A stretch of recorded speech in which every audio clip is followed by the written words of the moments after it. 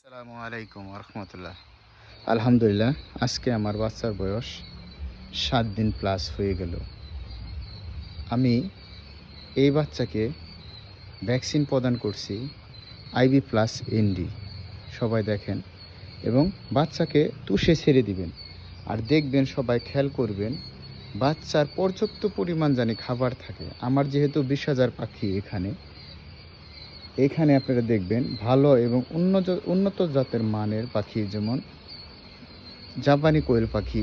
আমি এটিকে ব্রিডিং করার জন্য ব্যবহার করব, ঠিক আছে? এবং সবাই খেয়াল রাখবেন, বাচ্চা যেন পর্যাপ্ত পরিমাণ খাবার পায়। এবং গরমের সময় আপনারা ফার্মের চারিদিকে পর্দা ওপেন করে দিবেন এবং এর নিচের যে তুষ আছে আপনি একবার করে পা দিয়ে চেলে দিবেন। আর দেখবেন, কোনো পাখি যদি অসুস্থ থাকে তার লক্ষণ দেখবেন আপনি।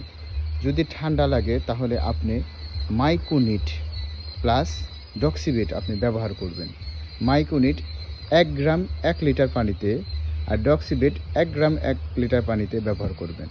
আপনারা যদি ডক্সিবেট এর সাথে যদি না পান, তাহলে আপনারা ব্যবহার করতে পারেন মাইকোনিট প্লাস রেনামাইসিন।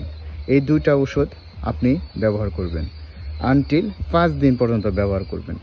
যখন ঠান্ডা শেষ হয়ে যাবে তখন আপনি 2 দিন সাদা পানি ব্যবহার করবেন। আসসালামু আলাইকুম ওয়া রাহমাতুল্লাহি ওয়া বারাকাতুহু।